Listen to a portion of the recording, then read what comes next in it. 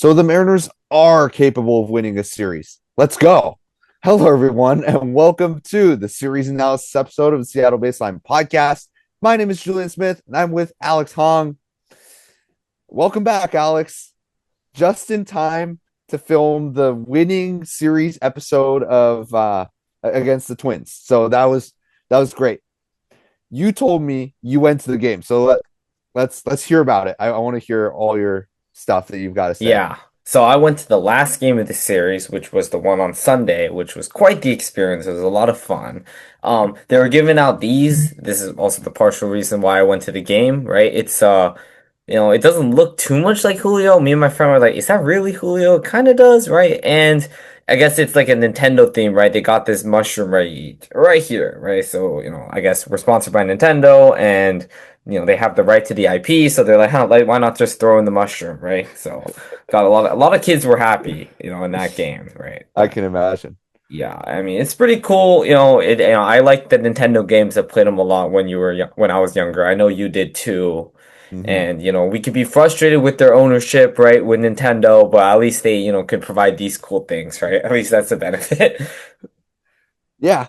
Um, I mean, Julio Rodriguez all of a sudden turned into mushroom like super Julio. So that's awesome. Hopefully that translates into the actual season here. Hopefully Julio Rodriguez starts playing MVP caliber for the rest of the year. That'd be pretty awesome. He would totally deserve his mushrooms there. So I'm I'm really it was a roller coaster series. You said that you went to the last game, but like that was a roller coaster of a game. I When I saw the eighth inning and Edward Bizardo and Jose A. Ferrer just gave up 5 runs and were 1 run away from losing the game or 1 run away from being tied. And then when Andres Munoz gives up the run, like I deflated in my chair, kind of like all the good feelings that were going on for 6-0 Mariners lead were like all vanished. But what was that like actually watching at the game? I want to know because like I assume the crowd reaction wasn't very friendly. Yeah, it was pretty dead, right? Because you initially, right, we scored the 2 runs in the first inning. It was kind of weird because the Mariners played a lot of small ball today, except for the one of the home runs. But early in the game, it was a lot of small ball, and the Twins were the ones hitting the home runs. But so yeah, in the first, inning, it was kind of good, right? Because we had the Naylor had the double and the errors that I'm not even sure if it counted as an error, but the left fielder completely messed up, right? We scored the 2 runs, so it's going good. Kirby was having a pretty good start. He had a really good start in terms of results. I mean, it wasn't going too great for him at times, but he was dominant. So that was cool. And then another thing, right, is after that point, right, we scored the extra run in the sixth inning, and then we scored the 3 run. Cal had that massive 3 run homer in the seventh. It really looked like we were gonna, just cruise. So it was 6-0, right? Okay, I was like, okay, we could probably throw in our kind of bad pitchers in there. No big deal, right? Our lower the end bullpen guys, I wouldn't mind having them thrown in there at that moment. But we threw in Bizardo, and I was like, oh, okay, we had him warming up. We're gonna have an off day coming up soon. Like, why not put him out there? Then he gives up the runs, and then we're all kind of worried, but it's like, okay, not like that wasn't terrible, right, to start the inning. We put in Ferrer, and then Ferrer also gives up the home run, and then it's like, oh, everyone's like, oh my goodness, everyone's like panicking, right? Even though we're still up a run, they're panicking. We get out of the eighth, right? We don't score in the bottom of the eighth. And then Munoz gives up that home run, and it's like, oh my God, I cannot believe this happening. Everyone around me was like, our bullpen is like completely lost its mind. And it goes to show our weakness of the bullpen for sure. But yeah, that bullpen, it was very rough out there. And then, we were lucky to have an amazing walk-off by Cole Emerson. That's his first career walk-off.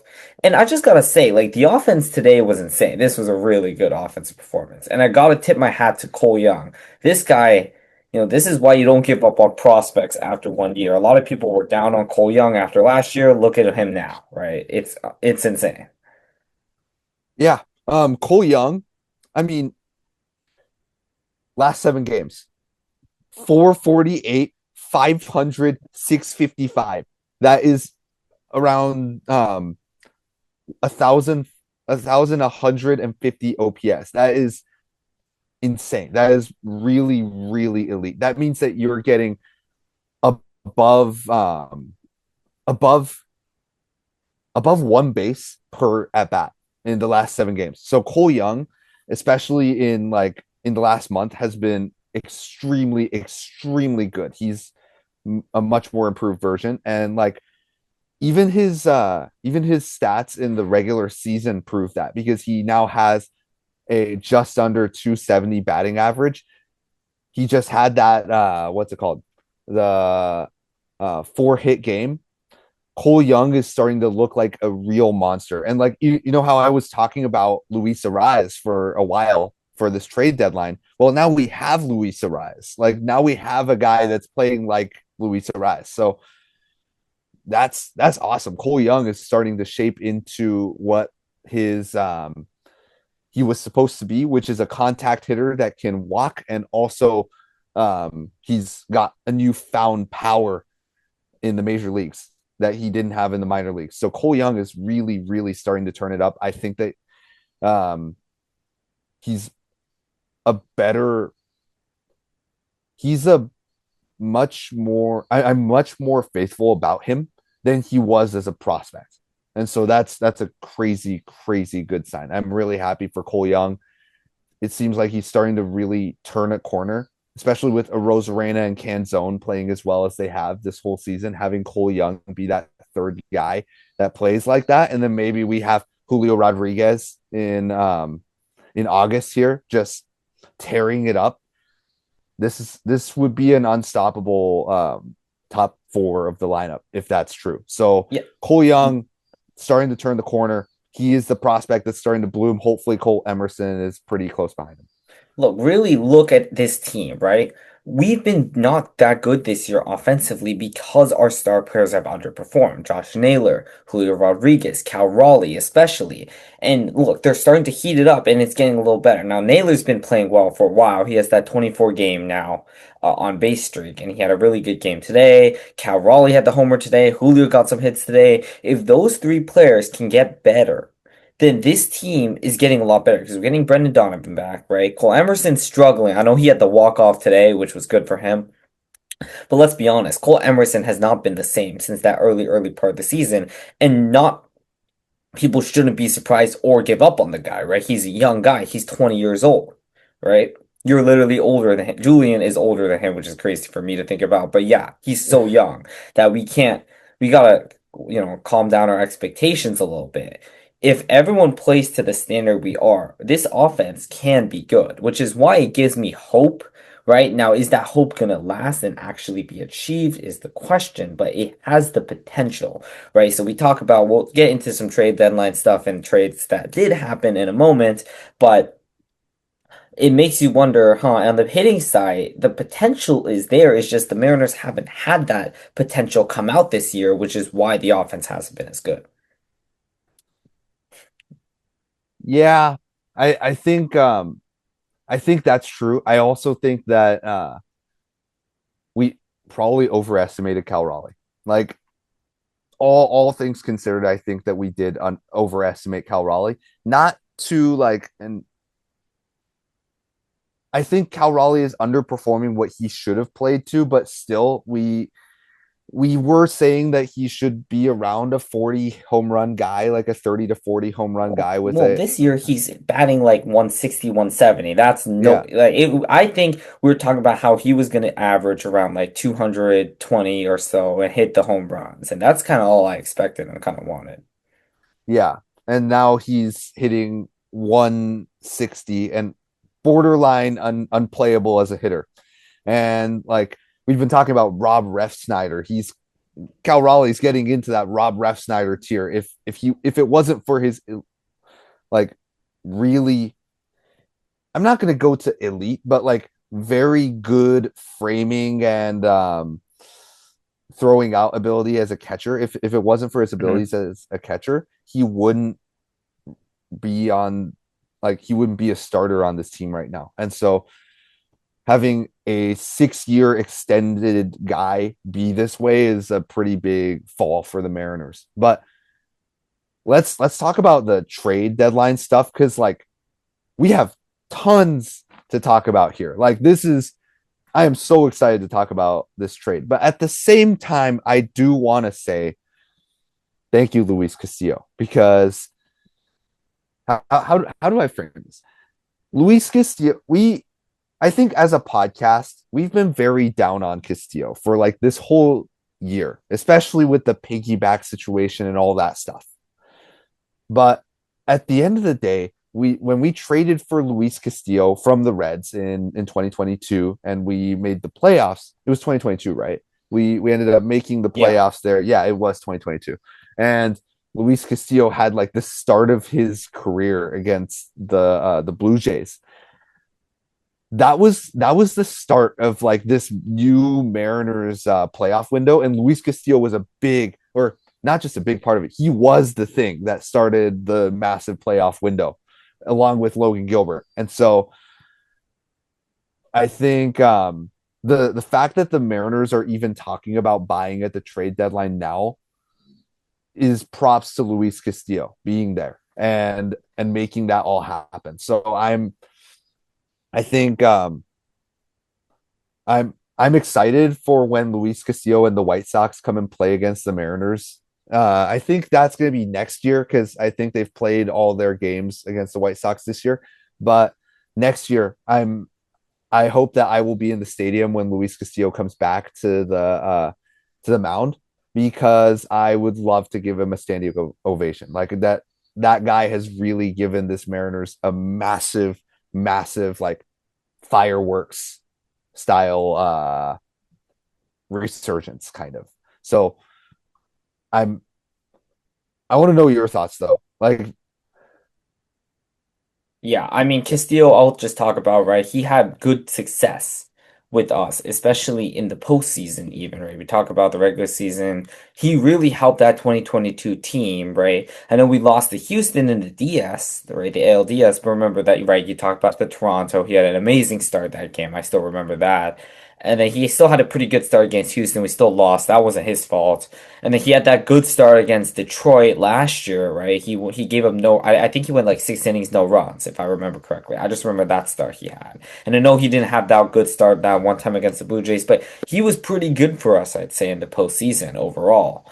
And for us with the 4 years. So gotta give him a lot of thanks. A lot of people liked him. He was a fan favorite. We called him La Pierda, right? The Rock. So good memories there. But I gotta tell you, Julian, this trade was very, very impressive for the Mariners. And we flamed the Mariners this year for the piggyback and all that.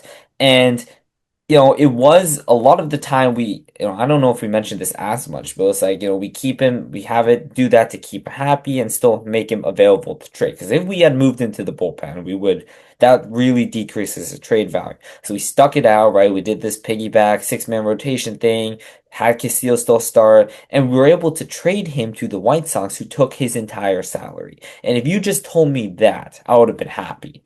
But we also got some players in return, right?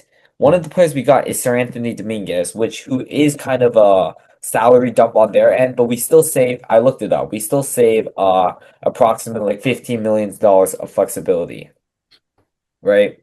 yeah. That was pretty good. And then we got some cash as well. We got Nolan Jones, and then we got Boston Smith, who was the prospect, who's like a decent prospect. Not like amazing, but decent prospect. But the fact that we got something out of him, besides someone to take the contract, is insane, in my opinion. So this was a big win, I think, for the Mariners. Do you happen to know how much cash considerations that is? Because like I want to know how much of Sir Anthony Dominguez's contract they pay off with that. But I They have want to two talk 2 million this year around, and then the full contract the next year. okay. Oh, that's good. That is actually very good. Um Sir Anthony Dominguez is an interesting one. I think I I think yeah, I remember him playing with Toronto last year in the postseason, and we Hmm. played against them. I think we hit a homer against them. I think that was him. But Sir Anthony Dominguez is fun because He is elite strikeout, horrible walks. He is very good, like extremely good on one end and absolutely horrible on the other side of things. He has he has a bunch of pitches. He has 5 pitches. He's kind of like a starting pitcher in the bullpen. He will throw all 5 of his pitches, get crazy swing and miss. He has a 29.6% whiff rate, which ranks in the 80th percentile. That's great. And then you've got the K rate. The K's are strikeouts. And because it's KO, strikeout is for some reason it's a K. K percentage is 88%, and he sits or he 88th percentile, and he has a 28.5% K rate, strikeout rate. And so he strikes out a ton of batters. He's almost 30% of the batters he faces, he strikes out. So that's incredible. If you told me that Julio Rodriguez strikes out 30% of the time, I'd tell you that he sucks. So 30% strikeouts is really top level, especially 88th percentile is that's at the elite tier. But then you get to the walk rate, which is 13.9%. Now you get to the point where you say, hey, he's on the 4th percentile of walk rate. He walks an astronomical amount of batters. He walks way too many batters. And then you start getting players on base, and then one base hit could give the opposing team the run. So that's the issue with Sir Anthony Dominguez. His his command doesn't change by like a mental state. It's usually fatigue. And so if they overuse Sir Anthony Dominguez, all of a sudden he starts playing bad. But I will say, as a confidence booster, last 9 appearances, 8.2 innings, 1 earned run. And so he's coming in hot to the Seattle Mariners. And I'm excited to see him play. He does have really big flaws, but also very elite strikeouts. So I'm excited to see him play for the Mariners. Also, with Bizzardo kind of falling off a cliff since the start of July, I think it is possible that Bizzardo moves to more of a 6th inning role than a 7th inning role, and maybe Sir Anthony Dominguez takes his spot until Edward Bizzardo starts playing like Edward Bizzardo in 2025 again. So the Mariners do have more options with Sir Anthony Dominguez, and I'm so excited to see him play for the Mariners. Yeah, definitely. With the Pizarro thing, I mean, you saw it today, you've seen it against the Reds where he gave up the 3 runs, right? He just hasn't been the same. And remember, right, getting rid of Castillo allows us to have an additional bullpen arm, right? And remember, we're going to get Brash back eventually. So this bullpen looks bad now, but it'll get a little bit better. Now, I still don't think it's that good of a bullpen because Spire has issues. Ferrer can be inconsistent depending on the time. He's a little streaky. Bizzardo has issues. Munoz even has issues, right? So it's not that great, but it's a little better in that regard. And it allows us to have a lot more relief in the bullpen. So overall, this trade was definitely necessary to make. We were definitely going to have to trade one of our starters, right? It looks like the Mariners really wanted to get rid of Castillo, probably because of the contract, and he's not really a long-term option. That still leaves us the open the door to still possibly have Gilbert, right, in the future, Kirby and all that. So this was, I think, a very good decision to make. In my opinion, right, if someone were to get traded, I think it would have been, I would have definitely chosen Castillo if we could have gotten something. And that wasn't even a guarantee. I kind of gave up on the idea, I'm gonna be honest. I thought we were going to get nothing for him, or we would have to pay to get rid of him. So I'm surprised there was this much of a market for him. And, I guess the White Sox really needed pitching to where they wanted to make this trade. I think I looked into some forums and stuff, and I saw a lot of White Sox fans not really happy about this trade because they had to take on the contract and have to deal with this 2028 thing in this contract where if he plays a ton of innings in 2027, he basically has a player option in 28. So we luckily don't have to worry about that. That's a White Sox problem. And I'm very thankful to the White Sox for being able to take him, to say the least. Yeah. Yeah, that would have been a real nightmare if the Mariners had to work around Castillo's contract there. But yeah, as you just said, White Sox issue, not a Mariners issue anymore. But thank you, Castillo. That was a lot of fun with Castillo, especially because last year too, he was the one guy other than Brian Wu that stayed sharp even when the rest of the starting rotation was bad. So that he was a consistent guy until this year. Hopefully, he does well with the White Sox. Well, hopefully, he does well with the White Sox, except for against the Mariners. But let's talk about the Tigers now because this is a ALDS rematch with a selling Tigers team and a borderline selling Mariners team. So, Alex, what do you think of the Tigers so far? Because I feel like they're kind of like the Mariners where they're underperforming, but they're still a pretty good team. I mean, right, they signed Framber, who ended up being bad, right? I guess you can kind of say he's a bit underperforming. Even Scooble actually was underperforming for his standards. Casey Mize was still pretty good, I think. But this team is just not that good, to be honest. And they just got rid of Skewball, in case you didn't realize. He's going to the Dodgers because, of course, he is. And that's another thing we didn't talk about in this episode, but it's like, if we want to win a World Series, we have to somehow beat this Dodgers team. And maybe we'll talk about it more in the next episode once we see what happens with all these trades. But this Dodgers team looks insane. And I can't believe the MLB is like allowing this to happen, which I guess it's not like it's against the rules or anything. It just feels, wow, this is just ridiculous, right? But the Dodgers get Scooble. So the Tigers don't have it anymore, which makes this team a lot less frightening. Even though we have had success against Scooble in the past, obviously he's still a really good pitcher, let's be honest. He's still Um, Scooble. yeah, he is still Scooble. Offensive wise, Kevin McGonigal, he's the young guy, right? He's been really good. He actually has the highest WAR shortstop wise in the AL, which is insane to think about because he's a young player, right? But he's been really amazing this year. Gotta give him props for that. Riley Green's been good, right? These are all guys who have been pretty good in the past. Their catcher Dylan Dingler's been good this year. And, this offense isn't actually like that bad. They got those few pieces, right? Torkelson's okay. He's not the greatest. Gleyber Torres is okay.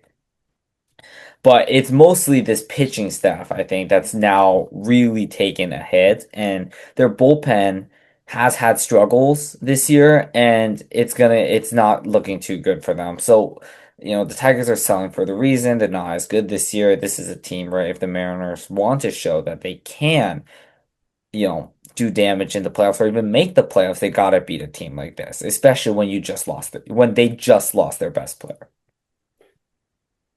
I will say one thing that the Mariners need to watch out for is Dylan Dingler. Dylan Dingler is their catcher, and he was known for his defense up until this point. But then this year, he starts to turn it up offensively, and now he has a 850 OPS. He's batting second. He batted second in this in the last game against the Athletics in the series before they play the Mariners. Dylan Dingler has an opportunity to throw out almost everybody that tries to run against him. And even for someone like Josh Naylor, who knows how to steal bases, needs to be careful stealing against Dylan Dingler because same reason why people are scared to run against Cal Raleigh. Good at throwing people out, great defensive catcher overall. And so I think even though on the pitching side it's been rough, Dylan Dingler can really change the game there as a catcher. And I think that's where the Mariners need to watch out against the Tigers. On the pitching side, though, we don't know who's pitching for the Tigers yet, and but we aren't facing Montero, who I think is probably their their top dog after Scooble's now gone. Kiter Montero is probably one of their better guys. We're not facing him because he just pitched, and so that's great. the The Mariners, yeah, as you just said, need to capitalize. They need to have a strategy because obviously Dylan Dingler in the catching position is huge for them, and I think the offensively, the Mariners are starting to, well, they are starting to turn the key a little bit. Maybe they can turn the corner here. I'd love to see that happen, and the Mariners should be able to do that. They need to be able to do that if they want any chance of making it to the playoffs and to a World Series. Maybe challenging the Dodgers. That's where the Mariners are at right now. If they want any chance, they need to beat the Tigers. Yeah, and the Tigers, they've been scoring a lot of runs recently. They destroyed the Athletics, they just swept them. Now the Athletics are terrible, right? We know they're terrible. Um, but they scored 13 runs, 8 runs, and 11 runs. So this offense is kind of on the hot streak here. So that's also another thing to consider in that regard. And you're right, Dingler, right? Kind of let him a little bit, but he's also really good defensively. He might win the Gold Glove again this year. He won it last year too. In the hitting, he's kind of like the Cal Raleigh. Well, Cal Raleigh last year hit the 60 homers. He's kind of like what we expected more or less of Cal Raleigh. So they got the advantage there at catcher. They got some advantages at some positions, and those advantages could lead to some wins. So it's something we really got to look out for, I think, going into it. By the time this video is published, this part might be over. But the fact that the pitchers have still been to be decided tells me that Emerson Hancock might be really on the trade block here. And I wonder what the Mariners end up doing with him. So um, right now we're filming right after the final game previous series. And so I'm excited to know what happens in this trade deadline. Mariners have been really exciting, and at least just for this trade deadline, they've been exciting. So let us know what you guys think. Should Emerson Hancock be traded? Should George Kirby be traded? What can the Mariners get for them? What do the Mariners want to do for them? I think that right now prospects are great. They shouldn't really sell for prospects, but I'd love to know your guys' opinion. Thank you everyone for tuning in. Check us out on Spotify, Apple Podcasts, and our beautiful face on YouTube. Check out our Instagram. And as always, go Mariners. Go Mariners.